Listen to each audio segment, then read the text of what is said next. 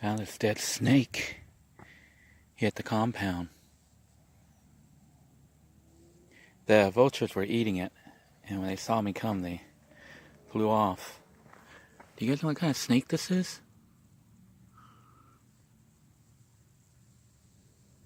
I don't know what happened to it. Probably got hit by a car. I got run over. But the vultures were all over it. I don't know if you guys can tell what that is. If you do, if you know what it is, let me know. It's fairly large. With the sound of the skymen hovering nearby, I am going to go ahead and prepare a roadkill snake snack.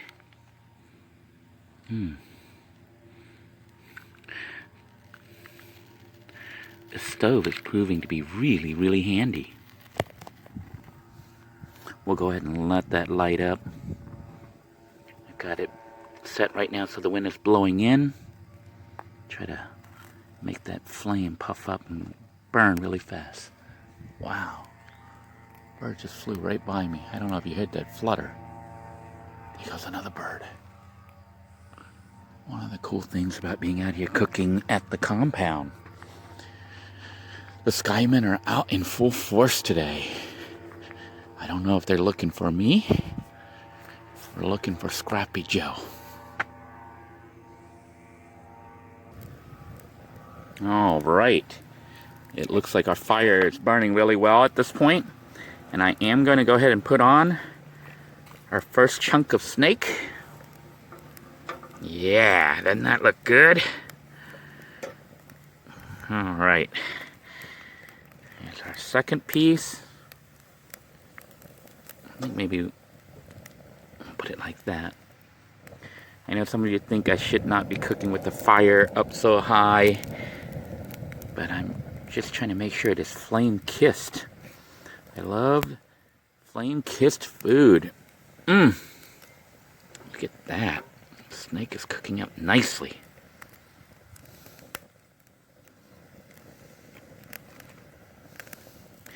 It's amazing what kind of free food you can find at the compound.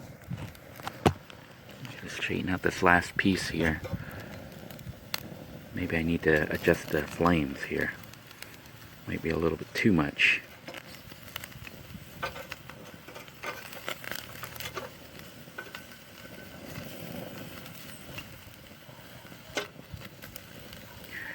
Smells so good. Flames are just coming right up and kissing our... I'm going to turn it a little bit to reduce the flame. This is kind of how you can control the flame level a little bit. If you move the opening so the wind doesn't blow directly into it. Wow, this is cooking really fast, maybe a little too fast. Look at that snake. Oh, looks so good.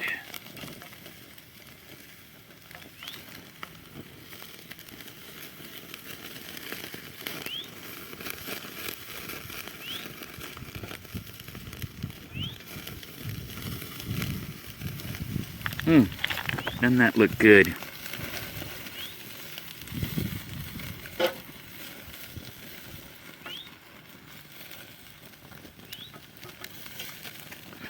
Afraid of losing that. All right. I'll just let the flames continue to kiss that meat and cook right up. You'll notice no bardia or anything. It's because snake tastes good without bardia.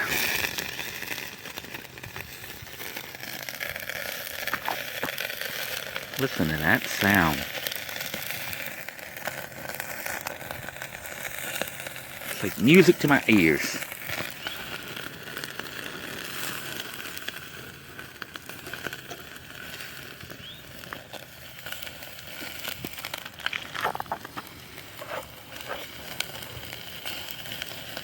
Try to control the flame by judging trying to figure out which way the wind is blowing.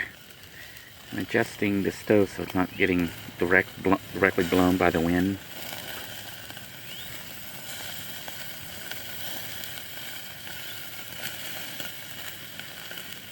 And this will make sure everything's cooked kind of evenly. Oh, that looks so good. Believe it or not, I think it's pretty much done. Flame searing cooks really fast.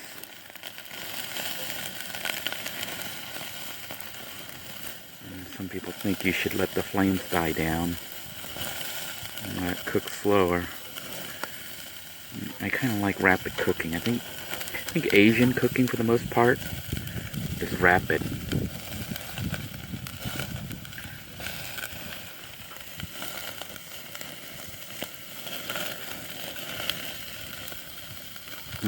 Look at this. Oh, it looks so good.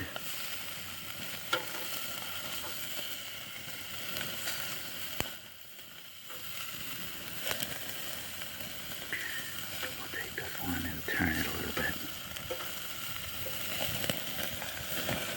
Maybe I'll swap out positions. One of the more cooked ones on the edge. And move the lesser cooked one towards the center. That's what we're going to do. We're going to put this one right here. Well, it turns out that the drippings are making the fire go up even more. I think it's about time to pull the food off the fire because it looks pretty much done. I'm going to double check it though before I attempt to eat it. Alright, I think one final flip should do it. I did bring out my rice, which was cooked in the rice cooker in the inverter cooking system from the van on my way out here to the compound. Yeah, no denying the snake is fully cooked. Wow, look at those flames come up. I think it's time to take these guys off. I may have to put the camera down here because it's not wanting to let go. And of course, I'm afraid of it letting go and spilling here onto the floor. I'm going to go ahead and remove all this. Let me take the food over here and put it onto our plate. Power of the rocket stove. Super high heat. Cooks fast. You can flame sear stuff like this.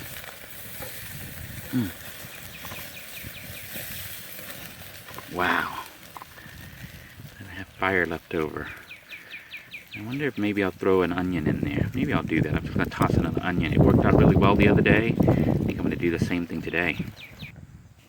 Instead of throwing the onion directly into the fire, I'm just going to let it sit up here and kind of roast. It'll be fire roasted onion. Yeah. I might even toss in some more wood. Get some more of these put in there so that the fire doesn't burn out and that my onion can keep getting kissed by fire. You know, this will keep the onion burning. I say burning, it doesn't sound so appetizing.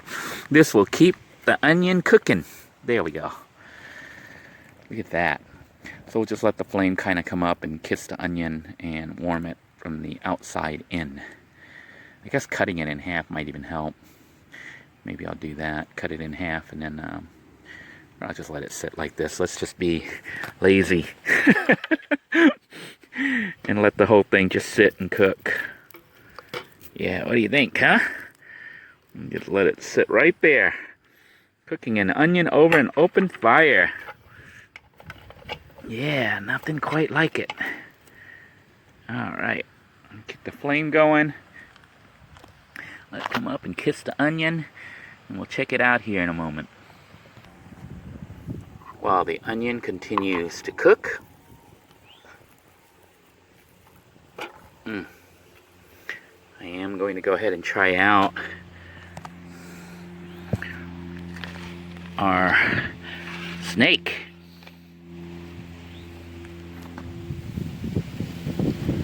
Look at that.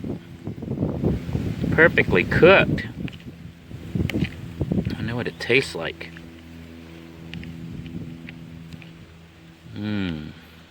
Chunk of snake and rice. Looks good.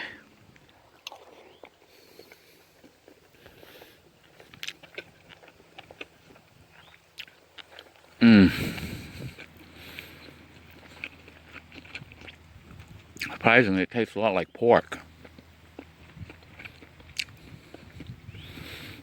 If I didn't know it, I'd say there was a hint of cheese.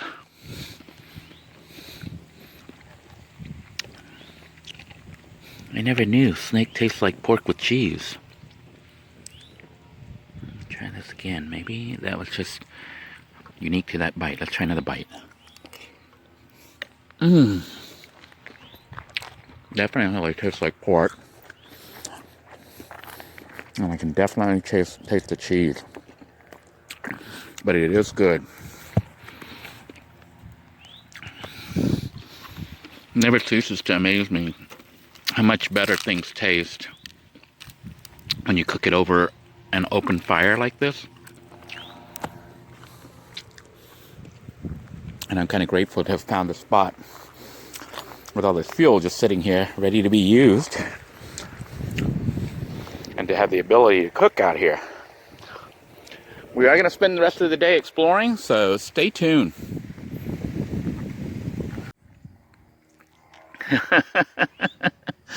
For those of you who actually believed I was cooking up snake, yeah, this is what it is. I'm sure a lot of you figured it out already.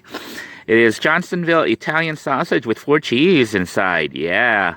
We're not going to need much seasoning for it, so I'm just going to toss it onto my homemade rocket stove grill thing here that I made out of a pot that I bought from Goodwill for like $3, $2.99 or so. All I did was simply cut a hole up front using one of those drill attachments to cut a hole. It's like a round saw blade. And that's pretty much it. So watch that episode if you want to know how to make the stove. It only takes a couple minutes. And then I bought some cooling racks. A smaller one for the bottom and a large one for the top that goes on top like this. And this can serve as either a grill like this, which is what we're going to use it as, or it can serve as a base for you to put a pot or pan to cook and fry things on, even boil up water. Having a unit like this instead of having an open fire allows you to confine the fire into a specific place, so it's a little bit more manageable.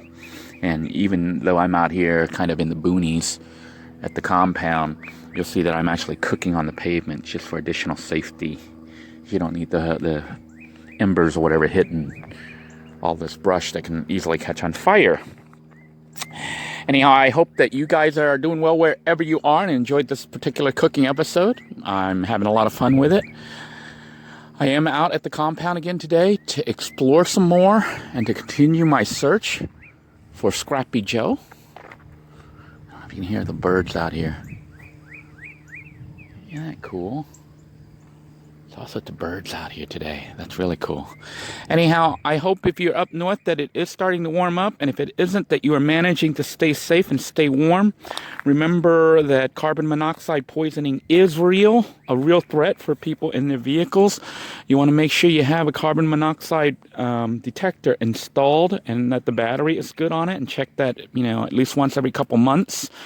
Maybe half a year or whatever, but make sure you have that installed. Also, be warned that, when you heat up your vehicle by running the engine, you're creating carbon monoxide.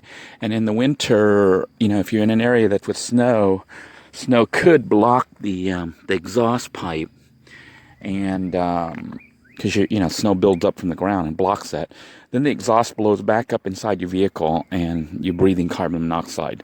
So make sure you always clear that pathway and check it, especially if you're in an area where there's rain or snow, where this exhaust pipe might be blocked off.